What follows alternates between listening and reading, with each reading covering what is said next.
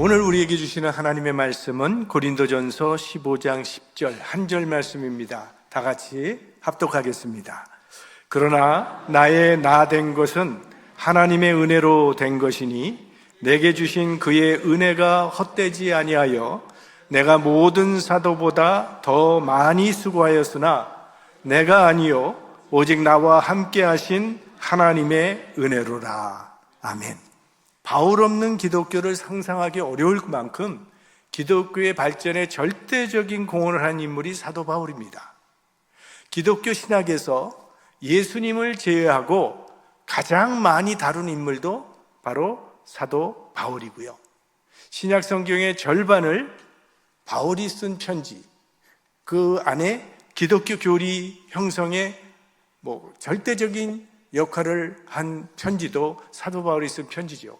그 안에는 믿음으로 의롭게 된다는 복음의 핵심이 들어있고, 또 교회에서 일어날 수 있는 다양한 문제에 대한 해결책이 제시되어 있고, 교회의 직분은 어떤 사람들에게 맡겨야 하며, 교회의 질서와 또 성도들의 감사 생활, 기쁨 생활 등등 바울의 편지 속에는 우리 그리스도인의 신앙과 삶의 방향을 제시해주는 중요한 기초가 그 안에 다 들어있는 것을 우리가 기억하고 있습니다. 자, 바울에게는 우리가 하고 있듯이 이름이 두 개가 있다는 걸 기억하실 겁니다. 하나는 사울, 이거는 히브리식 이름이고요. 또 하나는 바울, 이거는 헬라식 이름입니다. 이건 바울만이 아니라 당시 유대인들은 대개 이 두 개의 이름을 가지고 살았습니다. 그래서 동족끼리는 히브리식 이름을 사용했고, 또 다른 세계에 나가면 헬라식 이름을 사용했어요. 근데 바울의 사역이 주로 이방인들 가운데서 이루어졌기 때문에 헬라식 이름인 바울이라는 이름을 더 많이 사용하게 된 거고요. 그리고 사실 미국에 살고 있는 우리 한인 이민자들도 많은 경우 두 개의 이름을 가지고 있지 않습니까? 제가 이미 말씀드렸지만 내 이름이 왜 영어 이름이 그렇게 됐는지 제가 말씀드린 적이 있어요. 제가 미국에 처음 이민 왔을 때 이제 스낵샵에서 일을 하게 됐는데, 그 주인이 제 이름을 물어서 인철이라고 했더니 주인도 발음을 제대로 못하고, 손님들이 와서 저 일하는 애 제 이름은 뭐냐고 하니까 주인이 제대로 발음을 못하니 다른 사람들은 더 알아듣기가 힘들잖아요. 그러다가 어느 날 갑자기 손님이 왔었는데 제 이름을 마이클이라고 그렇게 소개를 하는 바람에 그때부터 제 이름이 마이클이 된 거예요, 영어 이름이. 여러분, 한국에 들어온 미국 선교사님들의 이름을 생각해 보십시오. 우리가 잘 아는 언더우드 선교사님의 한국 이름은 원두우, 그리고 마페 선교사님의 한국 이름은 마포삼열. 이분들이 다 한국 사람들에게 가까이 다가가기 위해서 한국 이름을 사용했던 거예요. 바울의 선교 무대는 당시 로마가 지배하던 세계였습니다. 그래서 헬라식 이름인 바울을 사용했던 겁니다. 그러니까 예수님 만나서 사울이 바울 됐다가 아니라 똑같은 인물인데 헬라 세계에서 바울이 활동을 했기 때문에 바울이라는 이름을 썼다는 겁니다. 그리고 바울의 가정 배경을 생각해 보면요, 바울의 가정 배경은요, 세계 선교에 딱 적합한 그런 가정 배경을 갖고 있습니다, 이 사람이. 자, 우리 사도행전 22장 3절 같이 봅니다. 나는 유대인으로 길리기아 다소에서 났고 이 성에서 자라 가말리엘의 문화에서 우리 조상들의 율법의 엄한 교훈을 받았고 오늘 너희 모든 사람처럼 하나님께 대하여 열심하는 자라. 자, 바울의 고향은 어디입니까? 다소. 다소라고 하는 곳은 당시는 교육과 학문이 발달한 도시로서 철학자들과 학자들이 모이는 문화의 중심지였습니다. 그리고 당시 세계는 헬레니즘 문화권 속에 있었기 때문에 공용어가 헬라어였어요. 오늘날 공용어가 영어인 것처럼 당시에는 헬라어가 사용됐습니다. 그래서 바울은 어디를 가든지 언어의 장벽이 없이 복음을 전할 수 있었던 거죠. 그러니까 선교에 아주 적합한 그런 사람이었죠. 헬라 문화권에서 자란 사람이니까. 마치 1.5세처럼 우리 영어도 잘하고 한국어도 잘하는 사람처럼 바울은 헬라어도 잘하고 히브리어도 잘하는 그런 사람이었습니다. 자, 그리고 바울의 시민권은요, 그는 로마 시민권자입니다. 사도행전 22장에 나오는 이 말씀 같이 봅니다. 천부장이 와서 바울에게 이르되 네가 로마 사람이냐 내게 말하라. 가로되 그러하다. 천부장이 대답하되 나는 돈을 많이 들여 이 시민권을 얻었노라. 바울이 가돌되 나는 나면서부터로라 하니, 당시에 로마 시민권을 가질 수 있는 부류는 세 부류의 사람입니다. 하나는 부모가 로마 시민권자면 자녀는 그 시민권을 물려받게 됩니다. 두 번째는 로마에 어떤 큰 공을 세웠거나 그런 사람들에게 로마가 부여하는 그런 시민권이 있고, 마지막 세 번째는 시민권을 사는 겁니다. 합법적으로 구매가 가능했어요. 바울의 경우는 그 부친이나 조상이 로마에 큰 공을 세웠다고 보는 겁니다. 그래서 그 부모가 혹은 조상이 시민권을 받았고 바울은 그 시민권을 물려받은 거예요. 천부장을 여기 보니까 돈으로 샀다 그랬는데 바울은 태어나면서부터 로마 시민이었어요. 당시 유대인 가운데는 로마 시민권을 갖고 있는 사람은 극소수였습니다. 로마 시민권자에게는 여러 가지 특권이 주어집니다. 어디를 가든지 법적으로 보호를 받게 돼 있어요. 그래서 이게 바울의 선교에 도움이 된 겁니다. 유대인들이 바울을 함부로 죽일 수 없었던 이유도 바울이 로마 시민권을 가지고 있었기 때문이에요. 그래서 로마 시민이었기 때문에 로마 황제에게까지 상수할 수 있었고, 사도 바울이 유럽과 아시아를 자유자재로 전도여행을 할 수 있었던 이유도 로마 시민권 덕분입니다. 그래서 사도행전을 여러분 기억해 보시면 어디를 가나 바울은 율법 문제 때문에 유대인들로부터 핍박은 받았지만 법적인 문제는 어려움을 당한 적이 없어요. 오히려 유대인들이 바울을 죽이고자 했을 때마다 로마 법이 그를 보호해 줬기 때문에 그는 선교여행을 할 수 있었던 거예요. 그게 사도행전에 여러 번 나오고 있는 것을 우린 기억하고 있을 것입니다. 그러니까 하나님께서 세계 선교를 위해서 사도 바울의 삶을 준비시키셨다는 것을 우리가 알 수 있다는 거예요. 지금 우리가 가지고 있는 모든 것도 하나님의 일을 위해서 예비하신 하나님의 섭리가 있는 겁니다. 에스더가 왕후가 되었을 때 모르드게가 바로 그러한 사명의식을 깨우쳐 주었던 거죠. 네가 왕후가 된 것이 이때를 위함이 아니겠느냐. 그러니까 우리 그리스도인들은 내가 가지고 있는 모든 것이 하나님의 역사에 쓰임받기 위한 것이라고 믿어야 한다는 거예요.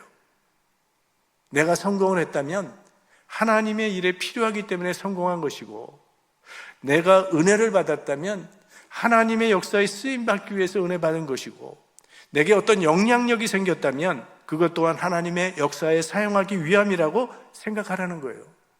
우리가 지금 미국에 건너와 살고 있는 것도 하나님의 섭리 가운데 있는 것이고, 우리가 플러턴 장로교의 교인이 된 것도 하나님의 계획 속에 있는 것이라고 생각해야 해요.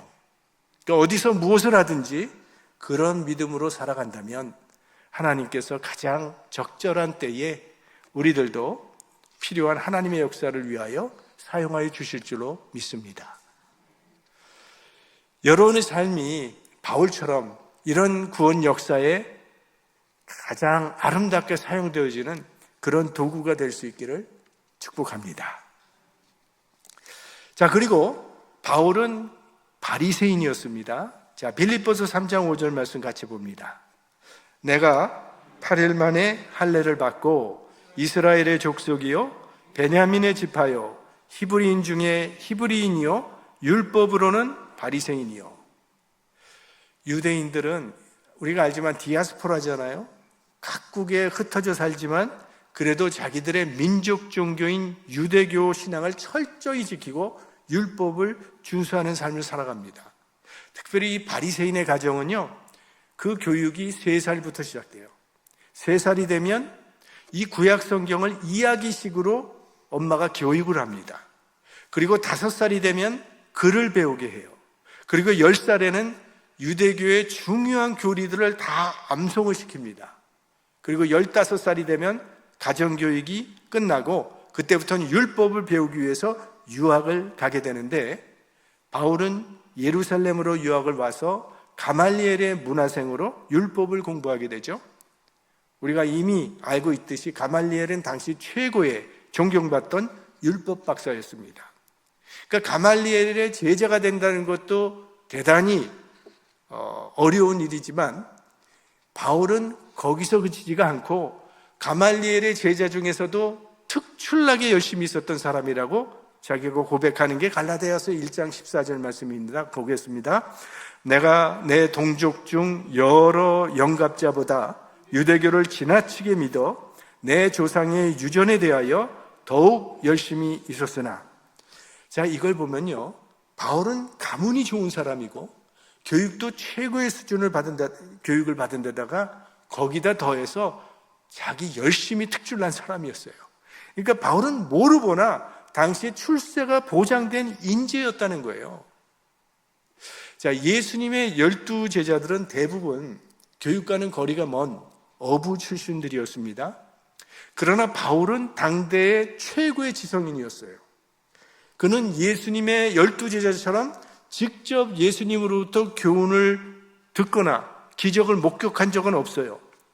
그저 그는 제자들을 통해서 간접적으로 들었을 뿐이에요. 그럼에도 불구하고 사도 바울은요, 예수 그리스도의 복음을 제자들보다 더 깊이 이해를 했고 그 의미를 아주 체계적으로 정리를 해서 우리에게 가르친 사도입니다.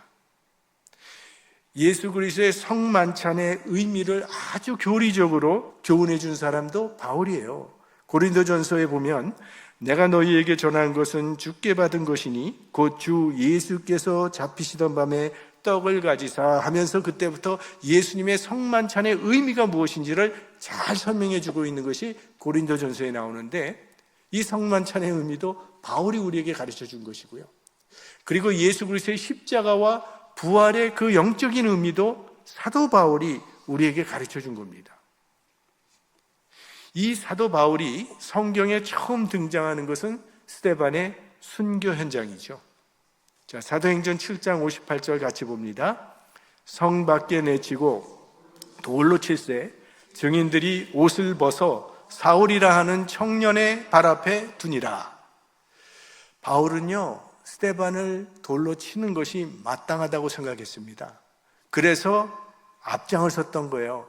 바울은 거침이 없는 사람입니다. 이거다 생각하면은 앞에 돌진하는 사람이에요. 이후로부터 바울은 본격적으로 교회를 핍박하는 사람이 되죠. 사도행전 8장 3절 말씀, 사울이 교회를 잔멸할새 각 집에 들어가 남녀를 끌어다가 옥에 넘기니라. 여기 잔멸할새라는, 얼마나 강한 이 단어입니까? 잔멸한다. 아예 싹 쓸어버리겠다는 거예요. 뿌리도 남기지 않고 다 뽑아버리겠다는 거예요. 각 집에 들어가서 그랬다잖아요. 아이들이 지켜보고 있는데 그 엄마 아빠를 머리채를 잡고 끌고 나간 이 바울의 모습을 상상해 보세요. 왜 이토록 지독하게 교회와 교인을 핍박했을까요? 대개 이건 심리적인 요인과 종교적인 요인, 이 두 가지가 있었다라고 해석들을 합니다. 먼저 그 심리적인 해석을 하는데, 바울은 유대교에 속한 사람이지만 이 유대교에 있는 이 형식주의, 이 외식하는 사람들을 보면서 내적으로 굉장한 갈등과 회의가 있었다는 거예요. 그런 갈등 속에서 그래도 자신의 신앙과 정체성을 지키기 위해서 몸부림을 쳤다는 거죠. 근데 그런 바울에게 스데반과 그리스도인들의 모습은 충격적이었다는 거예요. 그들은 핍박을 받으면서도 갈등하지 아니하고 동요되지 아니하고 예수를 신앙하는 모습을 보면서 그런 사람들의 모습을 통해 바울은 뭔가 깊은 도전을 받게 됐다는 겁니다. 하지만 예수를 메시아로 인정하자니 지금까지 자기가 배워왔고 쌓아온 모든 수고와 노력이 다 수포로 돌아가게 될 것이고, 자신은 죄인 중에 괴수가 되어버릴 수밖에 없다는 그런 두려움이 있었다는 거예요.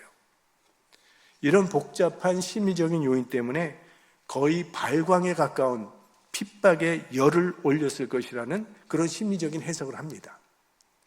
거기에는 또 물론 종교적인 해석은 분명히 따라오죠. 나름대로 바울은요, 구약과 율법의 가르침대로 살기 위해서 최선을 다했던 사람이죠. 그런 바울의 눈에 자기가 갖고 있는 신앙관으로 볼 때는 그리스도인은 이 예수를 메시아로 섬기는 이단이라고 보았던 거예요. 그리고 핍박을 받음에도 불구하고 굽히지 아니하고 계속 전도하는 그들의 열심을 보고 이건 뿌리를 뽑아버려야 되겠다고 결심을 하게 됐다는 겁니다.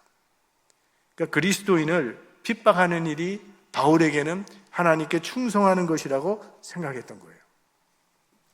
자, 로마서 10장 2절, 그거에 대한 이게 간증이죠. 어떻게 보면 내가 증거하노니 저희가 하나님께 열심히 있으나 지식을 좇은 것이 아니라.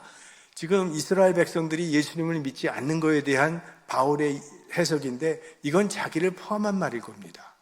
바울이 이랬거든요. 열심은 있었지만 지식을 좇은 게 아니에요. 바로 여기에 우리 신앙생활에 위험이 있다는 거예요. 자기 생각에 사로잡혀서 자기 신앙을 절대화하는 것, 이게 굉장히 위험한 겁니다. 예수님께서 병자를 고쳐주었더니 바리새인들은 병자가 나은 것에는 전혀 관심이 없고 왜 안식일에 고쳤느냐는 이 율법상의 문제를 잡고 예수님을 비판하기 시작했죠. 그러니까 바리새인은요, 이 율법의 도구마에 사로잡힌 환자들입니다. 신앙의 도구마에 사로잡히면요, 가장 인정머리 없는 사람으로 전락되고 말아요. 심하면 사람 죽이는 것까지도 거침없이 합니다. 여러분, 이슬람 극단주의자들 보면 자살 테러 하잖아요. 천국에 간다고 믿기 때문에 그런 일을 하는 거거든요. 바울 역시 자신은 하나님의 편에 서 있다는 신앙적인 독선 때문에 그렇게 잔인한 일을 자행했던 겁니다. 자, 이런 바울의 회심은 기독교 역사에 아주 획기적인 전환점을 마련해 주는 사건이 되죠. 왜냐하면 바울이 회개함으로 복음이 세상 끝까지 전파되는 기반이 마련되었기 때문입니다. 사도행전 9장 3절, 아주 유명한 말씀이죠. 사울이 행하여 다메섹에 가까이 가더니 호련히 하늘로서 빛이 저를 둘러 비추는지라. 그러니까 신자들이 다메섹까지 도망간 이유가 뭐겠어요? 그렇게 멀리 도망가면 핍박의 손길이 닿지 않을 것이라고 생각했기 때문에 다메섹까지 도망간 거거든요. 그런데 그 240km나 되는 그 먼 거리를 사울은 집요하게 찾아갔다는 거예요. 그런데 그때 호련히 하늘로서 빛이 저를 둘러 비추고 부활하신 예수 그리스도의 음성을 듣게 되죠. 사울아 사울아 내가 어찌하여 나를 핍박하느냐, 이렇게 주님의 음성을 듣게 되는데, 말씀드렸지만 이 바울이 하나님을 만나게 된 이 사건은 굉장히 특수한 사건입니다. 여러분들 가운데 이렇게 직접 주님의 음성을 듣거나 어떤 환상을 보고 예수 믿게 된 사람이 있으면 한번 손 들어 보실래요?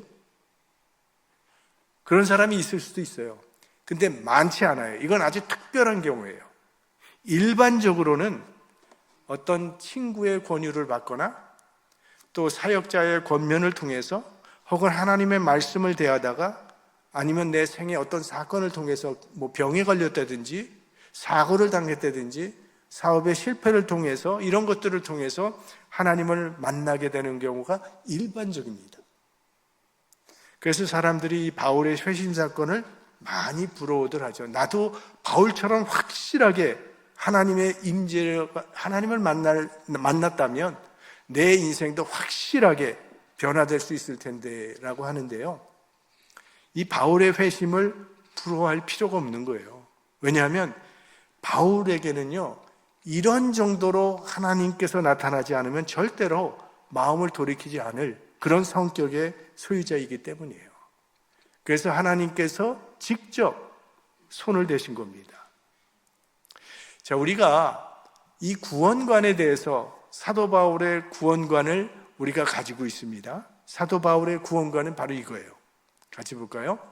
너희가 그 은혜를 인하여 믿음으로 말미암아 구원을 얻었나니 이것이 너희에게서 난 것이 아니요 하나님의 선물이라. 이 바울의 구원관은 자기의 신앙 간증과도 같은 겁니다. 바울이 하나님을 만나려고 한 그런 노력을 한 적이 없거든요. 근데 하나님께서 강권적으로 사도 바울을 붙잡아서 부르신 거거든요. 다메섹 도상에서. 그러니까 이거는 바울의 신앙 간증이기도 해요. 이 바울의 회심은 바울의 자기 평가에도 큰 영향을 끼치게 됩니다. 자, 고린도전서 15장 같이 보겠습니다.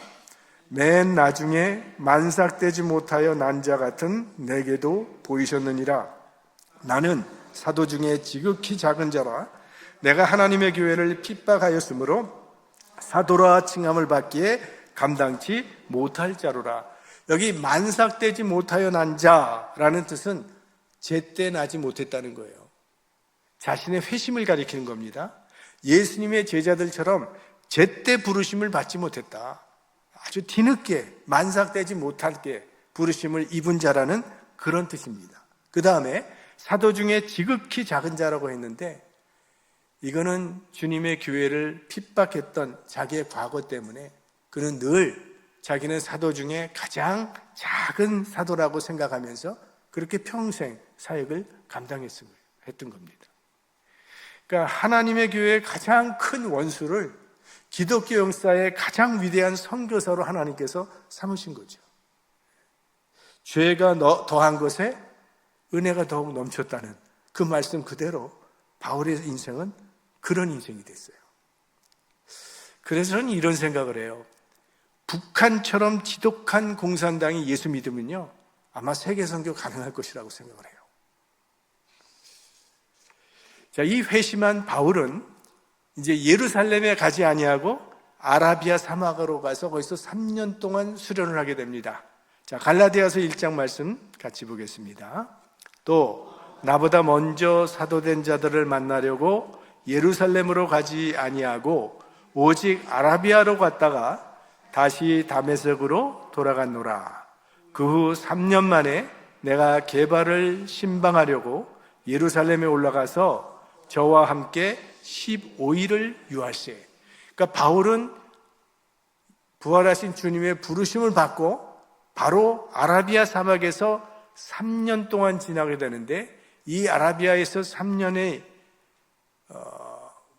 그가 가지고 있던 이 3년 동안에 바울이 그동안 가지고 있던 이 구약에 대한 지식을 성령의 조명하에서 다시 한번 연구를 하면서 그때 비로소 바울은 예수 그리스도 중심적 신앙과 신학을 정립하게 되는 때는 그게 바로 이 3년의 수련의 기간이었어요.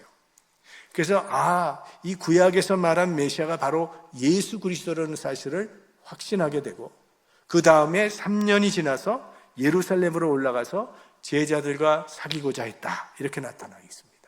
그러니까 3년 전에는 예수 믿는 사람 잡아오겠다고 떠났던 바울이 이제는 완전히 다른 사람의 모습으로 예루살렘에 돌아오게 된 겁니다. 바울이 예루살렘을 찾아온 목적은 아마 예수님의 제자들과 사귀고자 함이었을 것입니다. 예수님의 12제자는 3년 동안 예수님과 함께 생활하면서 직접 교육을 받은 사람들이에요. 그런데 바울은 그냥 한순간에 기적적으로 회심하고 부름을 받았고 그저 3년 동안 독학으로 수련을 쌓은 사람이 바울입니다. 그러니까 바울은 이제 예루살렘을 방문해서 이 12제자들로부터 그들이 직접 들은 예수 그리스도의 그 교훈을 그들로부터 전해 듣고 자신의 불완전한 지식을 아마 채우고자 했을 거예요. 그리고 이제 예루살렘 교회에서 이들과 함께 13번째 제자가 되어서 복음 사역에 함께하는 그런 사역자가 되기를 바라는 마음도 바울에게 있었을 겁니다. 그러나 바울이 원하는 대로 되지 않았죠. 사도행전 9장 26절입니다. 사울이 예루살렘에 가서 제자들을 사귀고자 하나 다 두려워하여 그의 제자됨을 믿지 아니하니. 왜요? 이들이 알고 있는 바울은 예수 믿는 사람 잡아서 감옥에 가두고 죽이던 사람이었거든요. 그래서 변화됐다고는 했지만 이게 정말 변화된 건지 믿기가 어려웠고 혹시 이 사람이 우리를 속여서 예수 믿는 사람들 다 색출해서 잡아가려고 그러는지도 모른다는 그런 의심이 있었기 때문에 누구도 바울을 가까이 하지 않았습니다. 이때 바울을 도와준 사람이 있죠? 그게 바나바죠. 이제 바나바는 다음 주일에 볼 텐데요. 바나바가 바울을 변호해 줍니다. 그래서 어느 정도 받아들여지긴 했지만 여전히 거리감이 있었기 때문에 함께 사역하기에는 좀 불편한 그런 관계였어요. 뿐만 아니라 예루살렘에 있는 유대인들은 이 바울을 유대교의 배신자로 간주하고 그를 죽이려고 했습니다. 그래서 예수님의 제자 속에도 완전히 소속되지 못하고 또 유대인들에게는 생명의 위협을 받는 외로운 처지가 될 바울이. 그래서 할 수 없이 바울은 다시 고향 다소로 돌아가게 됩니다.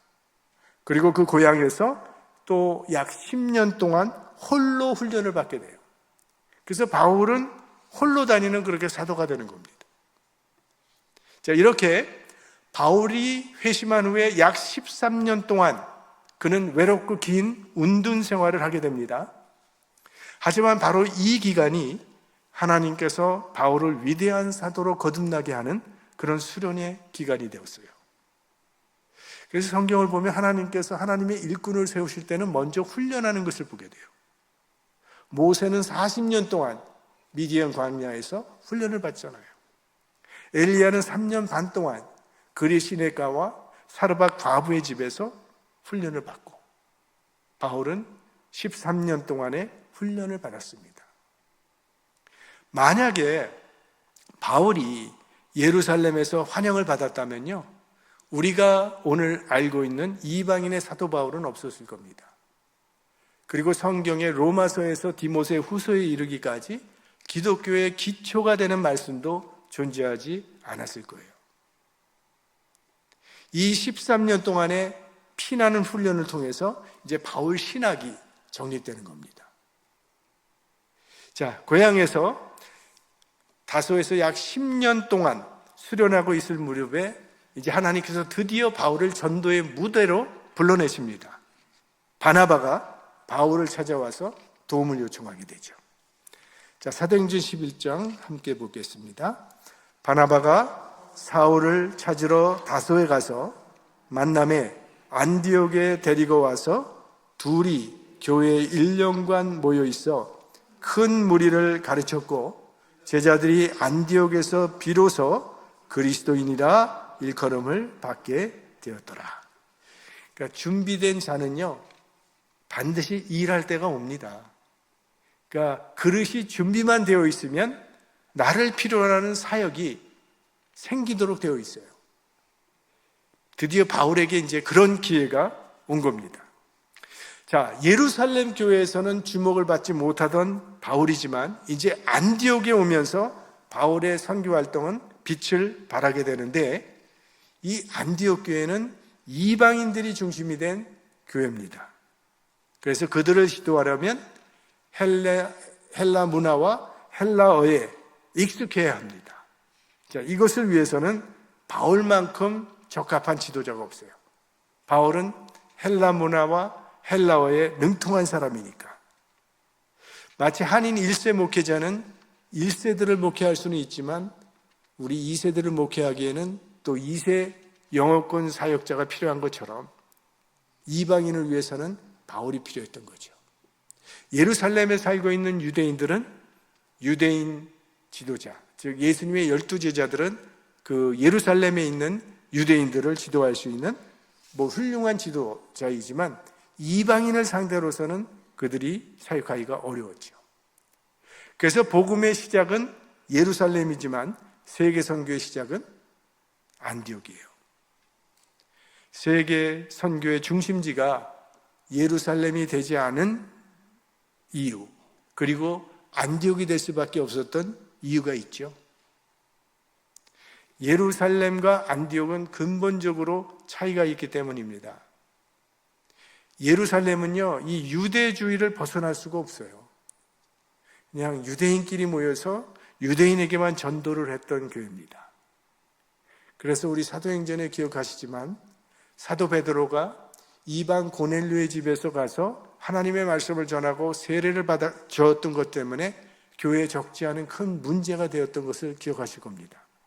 그래서 그가 질책을 당할 때에 하나님께서 나에게 환상을 보여주셨고 하나님께서 나에게 이방인의 집에 가라고 했기 때문에 내가 간 것이라고 말해서 간신히 그 문제가 해결이 됩니다.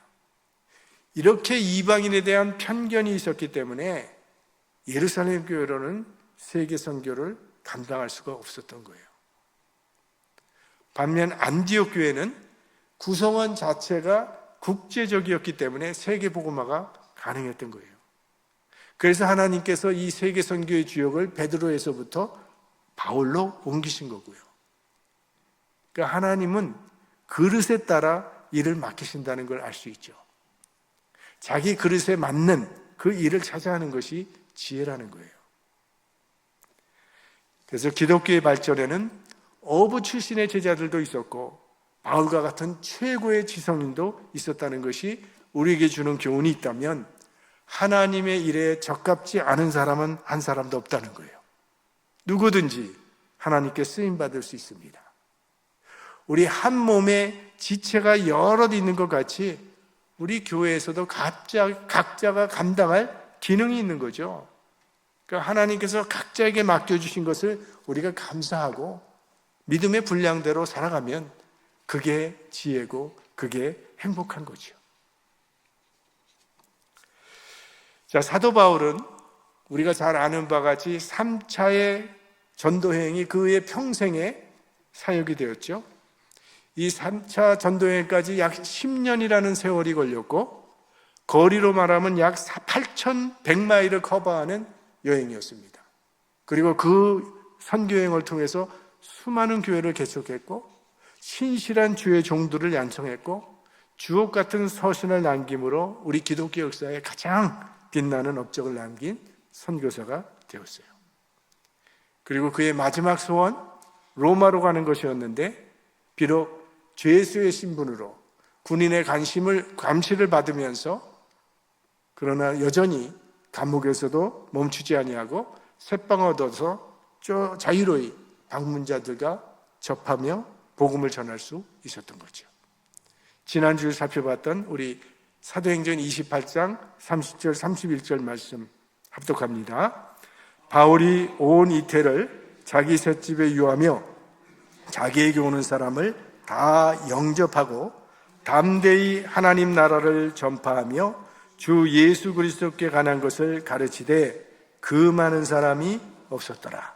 자, 이 셋방이 사도 바울의 마지막 교회가 되었어요. 예루살렘에서 시작된 그 복음이 로마 제국의 심장부에 이른 겁니다.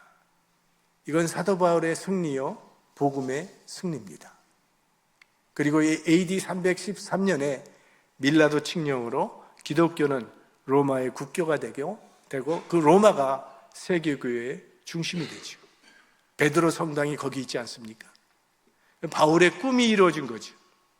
아니, 하나님의 꿈이 이루어진 겁니다. 자, 오늘 바울의 삶을 살펴봤는데 이 바울의 삶에는요 하나님의 섭리가 분명히 나타나 있습니다. 그가 이방 땅에서 태어난 것도 교회를 핍박하는 앞잡이가 된 것도 다메섹 도상에서 부활하신 주님을 만나게 된 것도 예루살렘 교회에 소속되지 못한 것도 또 죄수의 몸으로 로마에 오게 된 것도 이게 다 세계 선교를 위한 하나님의 섭리였다는 거예요.